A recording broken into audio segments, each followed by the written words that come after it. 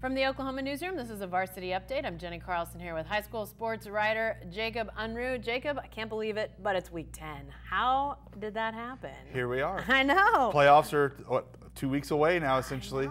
They're right around the corner. Yeah, and this is the last week of district play, which means district, seedings will be figured out. We'll have district champs and some really great games. We don't often get to this point in the season with a ton of undefeated teams or one-loss teams, but we've got several games where those teams are matching up, and I got to tell you, the first game on your top 10 list, it's almost a no-brainer. I mean, you've got Carl Albert and Bishop McGuinness, 9-0, 8-1, and they've met for the last 2 state championships, and here they are in week 10. Yeah, huge district rivals that just continue to meet each other every season in big games.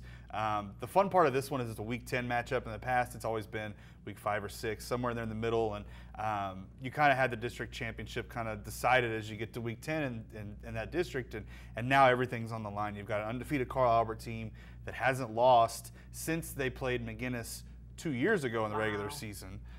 They've since gone undefeated. They beat McGuinness the last 2 title games, have Daedrian Taylor back at running back healthy, Ben Harris at quarterbacks played really well, Javion Hunt, guys like that. And then you got McGuinness with Dominic Richardson, who is a superstar running back, arguably one of the best in the state, and he's putting up huge numbers. And last week, coming off that big win at Guthrie, they have all kinds of momentum. Yeah, 2 great running backs. If you want to see fantastic running backs, that's the game to go see. If you want to see passing attacks, your number 2 game might be the one for folks to go see. That's a 6A2 matchup between Stillwater, another undefeated team, and Del City, which they got 2 losses, but they've been picking up steam, Jacob. Yeah, you can't knock their 2 losses either. One's to Carl Albert. Yeah. One's to Midwest City, who's obviously a really good 6A2 team as well. Right. Going in this one has an interesting scenario. Stillwater wins, they get the district championship, first time since 1995. Wow. They can lose by so many points and still get the district championship because it'll force a 3-way tie with Midwest City and Del City. Right. Del City can get 2nd or 3rd in this scenario. So there's a lot on the line here. Yes, particularly for Del City, a home playoff game is what they're really aiming to get at this point, and avoid a trip to likely to Booker T in that first round. Instead, you would get a Muskogee, Sepulpa, or someone like that, based on how that shakes out. But you're right, the passing game. Jacoby Smith has been the backup quarterback for Del City. He's coming along really well. They've got Jeff Foreman, arguably the best receiver in the state. He's going to Arkansas State. And then Stillwater has Gunnar Gundy, Mike Gundy's son, and Anthony Blandett, receiver, who's a move-in from San Diego, who's been dynamic. Yeah, definitely throwing it around both those teams. Should be fun.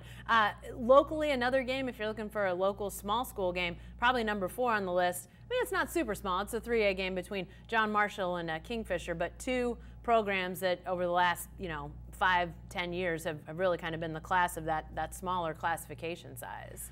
Yeah, this is lined up. It's not for a district championship. Right. Heritage Hall has already claimed that district championship. A little quirk in the system there when you put the 4A champion Heritage Hall drop into 3A and the 3A champion John Marshall in the same district. Right. But you got John Marshall Kingfisher battling for 2nd. John Marshall has a chance to have a 2,000-yard passer, a 1,000-yard receiver, and a 1,000-yard running back after this game. Wow. Kingfisher has Jet Sternberger playing really well. Cole Crosswhite unfortunately broke his arm again a few weeks back and is out at running back, but they're finding ways with Trey Green and other guys at receivers to move the ball. All right, lots of great games, lots of big stakes out there. Be sure to check out Jacob's top 10 games on newsok.com, and then we'll have picks as the week goes on. Lots of great stuff, lots of, as I said, lots of important games out there. So be sure to check something out this week. Be sure to stay with the best coverage team anywhere at newsok.com and every day in the Oklahoman.